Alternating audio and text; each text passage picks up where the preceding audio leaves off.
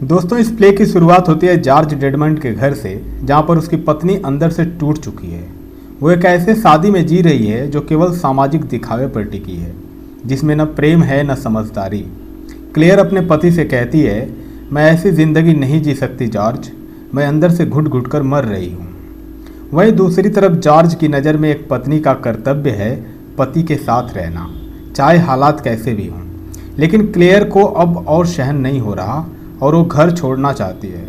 दोस्तों, ये सुनकर जॉर्ज और उसके पेरेंट्स दंग रह जाते हैं, क्योंकि उन्हें समाज में अपनी प्रतिष्ठा की चिंता है। लेकिन क्लेयर को चाहिए फ्रीडम और सेल्फ रेस्पेक्ट। दोस्तों, क्लेयर शादी तोड़ देती है और एक नए ज़िंदगी की तलाश में निकल पड़ती है, समाज की नाराज़गी और क्रिटिसाइज की परवाह किए बिना। दोस्तों, अब क्लेयर अपनी ज़िंदगी को आज़ाद एवं सेल्फ रेस्पेक्ट रखने की राह पर निकलते हुए अपने एक दोस्त मलाइस के घर पहुंच जाती है, जो पेशे से एक लेखक एवं कवि है।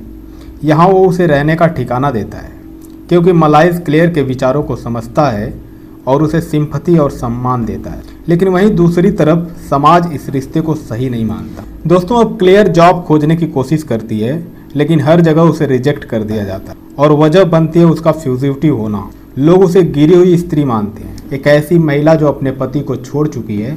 लोग मानते हैं कि वो मलाइस की प्रेमिका है।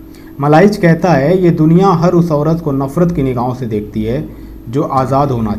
दोस्तों, कुछ दिन गुजर जाने के बाद जॉर्ज एक बार फिर आता है और क्लेयर से कहता है कि वो वापस उसके साथ लौट आए, लेकिन शर्त फिर से वही है कि वो पुराने तरीके से ज़िंदगी गुजारने को तैयार हो।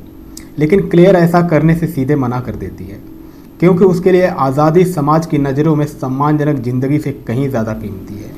दोस्तों, ये सब होने के बाद अब क्लेयर एक लॉज में अकेली रह रही होती है, वो भी नकली नाम से, क्योंकि उसने मलाइस का घर छोड़ दिया है। क्लेयर को बहुत भूख लगी हुई है और वो बहुत थकी हुई है, इसलिए उसकी सेहत भी बिगड़ रही है। वहीं मकान मालकिन और पुलिस उस पर शक कर रहे हैं। तभी मलाइस उसे ढूंढता हुआ